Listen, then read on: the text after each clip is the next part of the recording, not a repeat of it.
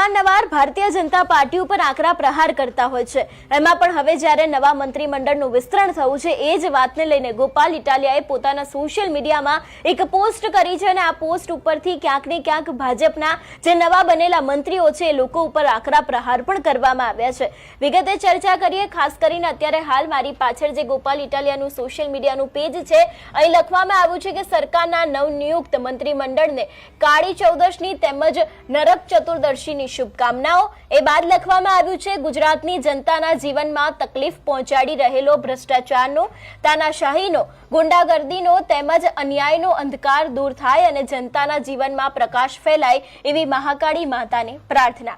ક્યાંક ને ક્યાંક ગોપાલ ઇટાલિયા દ્વારા સીધો કટાક્ષ કરવામાં આવ્યો હોય એવું લાગી રહ્યું છે, કારણ કે એક તરફ જ્યારે કહેવામાં આવ્યું છે કે નવનિયુક્ત મંત્રીમંડળ છે એમને શુભકામનાઓ ને એ બાદ લખવામાં આવ્યું છે કે ગુજરાતની જનતાને તકલીફ પહોંચાડી રહેલો જે ભ્રષ્ટાચાર ગુજરાતમાં છે, જે તાનાશાહી ગુજરાતમાં છે, જે ગુંડાગર્દી ગુજરાતમાં છે તેમજ અન્યાય ચાલી રહ્યો છે, અંધકાર દૂર થાય અને જનતાના જીવનમાં પ્રકાશ ફેલાય એવી મહાકાળી માતાને પ્રાર્થના। તેવો સીધો જ કટાક્ષ છે તે ગોપાલ ઇટાલિયા દ્વારા ક્યાંક ને ક્યાંક જે નવા બનેલા મંત્રીઓ છે એ લોકો ઉપર કરવામાં આવ્યો છે।